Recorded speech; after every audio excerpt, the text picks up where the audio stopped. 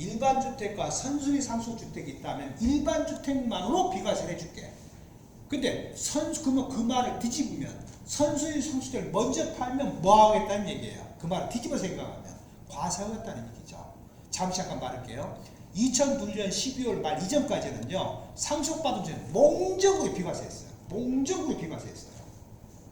그 다음에 2003년 1월 1일자로 개정을 했어요. 상속주택 중에 선순위 상속주택만 비과세해 줄게요. 그걸 또 개정한 거예요. 이제는 일반 주택과 선순위가 있으면 일반 주택을 비과세해 줄게, 이렇게 개정을 한 거예요. 네. 그러다 보니까 헷갈리기 시작하는 거죠. 근데 저는 옛날 거를 알면은 요즘 것은 금방 빨리 이해하고 기억을 해요. 그러나 여러 선배님들은 옛날 거를 모르는 게 차라리 계속 편해요. 헷갈리거든요. 그죠?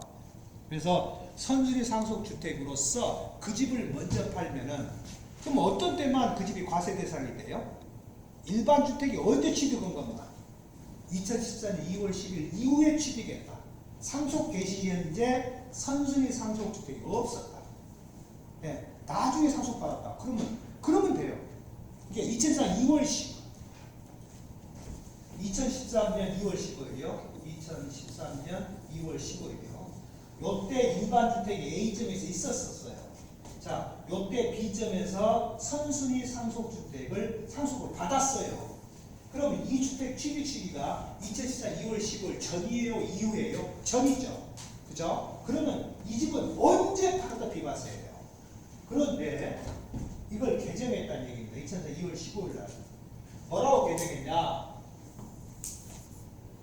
2013년 2월 15일 날 있고, 요때 만약에 A를 취득했고, 만약 요점에서 상속을 받았다 가정합시다. 이게 선순위예요. 선순위. 그러면 A주택 팔 때 비과세 돼요, 안 돼요? 안 돼요. 왜? 상속 개시를 이제 A를 갖고 있었어요, 안 갖고 있었어요? 안 갖고 있었잖아요. 그래서 더더군다나 취득 시기가 2000년 2월 15일 이후잖아요. 부칙에 써놨어요. 이 사람이 이후에 취득한 일반 주택부터 규정을 적용한다, 이렇게 써놨기 때문에 그래요. 자, 만약에 요때 만약에 A를 취득했다라고 A를 취득했다 가정을 합시다. 그러면요, 2013년 2월 15일 이후에 취득했는데 요날 상속이 됐어요. 그럼 상속 개시 A주택 갖고 있었어요, 안 갖고 있었어요? 갖고 있었어요. 그러면 A-주택은 비과세가 선행됩니다. 자, 그런데 이 상황에서 A-를 판 것이 아니라 상속받은 주택을 팔고 있어요. 근데 반드시 뭐만? 선순위만. 그럼 선순위 뭐예요? 보고, 주체, 선을 적용한다고 했어요. 그죠? 반드시 몇 년 내에 팔아라? 5년 내에 팔아. 중고 안 하는 게. 근데 거기서 3남매가 공동 상속받았어요. 그럼 중과재산 주택수 누구 걸로 가져가요? 3남매 쌍둥이에요. 세 쌍둥이에요. 그럼 누구 거에 돼요? 맨 처음에 태어난 사람의 주택 수로 들어갑니다. 그렇죠? 네. 때문에 왔다 갔다 할 수 있어요. 그러니까 155조 2항 규정하고 이거하고 서로 믹싱해서 보셔야 돼요. 자, 다음에요. 12번째, 저당권 실행 대물변제로 취득한 경우를 한다면 가산무관처를 적용하고 반드시 몇 년 내에 팔아라? 3년 내에 팔아라. 그럼 이걸 어떻게 확인해요? 어떻게? 등기부등본으로 볼 수밖에 없어요. 니도 몰라, 나도 몰라요. 예. 그러면 대물변제는 대표적인 게 뭐가 있을까요? 양도담보요. 양도담보 절대적 조건이 뭐예요? 그 양도담보는 사실은 돈을 A가 B한테 빌려주고 B가 돈을 못 갚을까봐 B의 주택을 A명의 소유권을 넘겨오죠. 근데 그걸 통상 물론 양도담보로 넘어오는 경우는 거의 없어요. 그냥 매매로 넘어와요. 예. 그러면 B가 1세대 1주택을 요건을 충족했다면 그냥 지나가 버려요. 그래 나중에 A가 돈을 받고 그것을 되돌려줄 거예요. 그러면 B가 2주택자예요. 과세 문제가 걸려요. 그때 소명을 해야 돼, 이제는. 예, 그러면 그 소명을 대상의 조건이 뭐예요? 첫 번째가 그 주택에 관련된 양도담보의 수익권을 누가 갖고 있을까? 수익권을 채무자가 갖고 있어야 돼요. 그 다음에 원금과 이자의 변제 방법이 약정돼 있어야 돼요. 그 다음에 등기 원인이 양도담보지만 실제는 그렇게 않죠. 예, 등기 매매로 많이 옮기는 경우가 있어요. 그렇다고 한다면 나중에 소유권을 바뀌는데 거기에는 규정에는 그렇게 써져 있어요. 153조인가 152조인가 거기에는 뭐라고 써졌냐면 관할 세무서에 신고하게 돼 있어요. 근데 신고를 안 했어요. 그럼 어떻게 돼요? 안 해도 관계없어요. 유권에서 안 해도 관계없다고 하고 있으니까요. 그래서 양도담보라는 입증을 해야 되는데 진짜 B가 돈을 안 갚아버렸어요. 그러니까 B가 형님 A 그냥 내 돈 빌린 거로 가져가 버리세요. 예, 가져왔어요. 그러면 등기 원인을 원래는 양도담보에다가 대물변경 넘어와야 돼요. 그죠? 소유권이. 근데 안 해요. 그냥 가만히 놔둬버려요. 그러다 보니까 이게 중과대상에 들어가 버려요. 가만히 들어보니까 이게 그 집에다가 채권자인 A가 근저당 설정해놨어요. 또는 가등기 쳐놨어요. 그럼 왜 했을까요? 돈을 빌려줬다는 얘기거든요. 그럼 혹시 이거 대물변제 혹시 이거 저당권 실용주택이 아닐까? 라고 한번 물어봐야 돼요. 그러면 자기들 나름대로는 재산 안 뺏기려고 완벽하게 서류를 꾸며갖고 있어요. 돈 보내주고 다 표시되고요. 네, 그래서 입증해서 3년 내에 중과 안 한다는 얘기입니다. 저는 이거 한번 해본 적이 있어요. 그러니까 그냥 무조건 이거 중과해요 하면 안 돼요. 어떻게든 빠져나갈 수 있는 적법한 방법을 강구를 하셔야 돼요. 그럼 어떻게 해야 돼요? 등기등을 떼서 다 읽어봐야 돼요. 절대 직원시키지 마세요. 직접 하십시오. 자, 다음 가죠. 5년 이상 사용한 장기 어린이집이라고 한다면 반드시 등록 허가를 해야 돼요. 그 다음에 주택 소유자 세대의 세대원이 해야 돼요. 이 장기가정 어린이집이 어디가 나와요? 어디다 한번 나오죠. 150을 20항이면 나오죠. 거주주택과 장기가정 어린이집 본인이 해야 돼요. 예. 그런 경우로서 폐업을 하고 6달 내에 팔아라. 그러면 중과 안 할게 이 말입니다.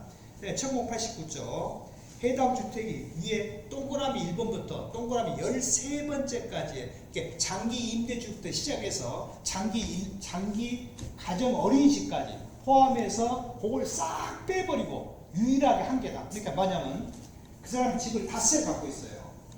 한 채는 98조에 4, 한 채는 99조, 한 채는 97조, 하나는 문화재주택, 하나는 일반주택이에요. 그럼 다 서울 시내에 있어요. 그럼 5주택이니까 중과가 맞잖아요. 근데 이게 뭔 집이에요? 유일한 온리주택이에요. 온리주택은 중과하지 말아라는 얘기입니다. 근데 조심할 건 2주택의 소형주택과 온리주택의 소형주택은 중과 제외 대상에 뺀다는 말은 맞아요. 근데 그걸 빼고 온리주택은 안 들어있어요. 소형주택 쑥 빠졌어요. 그러니까 2주택일 때 소형주택과 중과 대상 주택이 있다고 한다면 일반주택이 있다고 한다면 뭐부터 팔아야 돼요? 소형주택 먼저 팔아야 돼요. 그리고 마지막 하나 팔면 2주택 아니니까 중과 안 하겠죠. 비과세 받겠죠. 근데 뒤집어서 팔면 중과 나오고 세금 내고 다 내요. 네. 그것도 한 방법이에요. 자, 다음에 그 다음에 1089조 15번째예요. 온리주택 이것은 새로 신설된 거죠. 2년 이상 보유한 주택으로서 해당 주택을 2023년 5월 9일까지 양도한다면 중과 안 할게 하시적 법률 규정이죠. 죄송합니다. 이건 2010 8월 18 지금 이 조문은 사문화됐어요. 이미 끝나버렸어요. 이게 의미 없고요. 저기 1090조 그 다음에 1017조 1090조 소수국 95조 사항에 따른 보유기간이 10년 이상 95조 사항이 뭐죠? 장기보유 특별공제를 때의 보유연수는 취득일로부터 양도일까지 한다. 다만 97조 2에 따른 이율과세 대상일 때는 증여자가 취득한 때부터 기산한다라는 규정입니다. 따라서 보유기간이 10년 이상인 주택을 2019부터 2026년 양도할 때는 중과 안 할게라는 규정이죠. 이것도 사문화되어 버렸어요. 그 다음에 17번째 조특법에 따라서 1주택으로 모아 적용된 주택으로 한다면 비과세 요건을 충족한 종주택은 중과세를 적용. 이게요 일시적 2주택이에요. 근데 23주택이에요. 이게 원래 없었어요. A가 있고 B가 있고 C가 있어요. 근데 B가 조특법상 감면대상, 특례대상 주택이고 거주주택 비과세 규정을 적용할 때 없는 걸로 보는 규정이에요. 그러면 A와 C가 남았죠. A와 C가 일시적 상황이에요. 그러면 A를 어떻게 해야 돼요? 비과세 해줘야겠죠. 근데 이 집이 고가주택이에요. 그럼 어쩌다가 문제가 된 거예요. 그래서 계속 과세를 했어요. 법이 없지 않냐. 실비 없지 않냐. 그래서 자꾸 말썽이 나다 보니까 어차피 비과세인데 왜 이걸 중과하냐. 이익이 논리 때문에 이걸 신설한 겁니다. 그 다음에 마지막은 2022년 5월 31일날 개정했기 때문에 이 책이 없습니다. 뭔만 기억하시면 돼요? 2년 이상 보유했다. 내년 5월 9일까지 판다. 중고 안 한다. 네, 그것만 잘 기억하시면 될 것 같아요.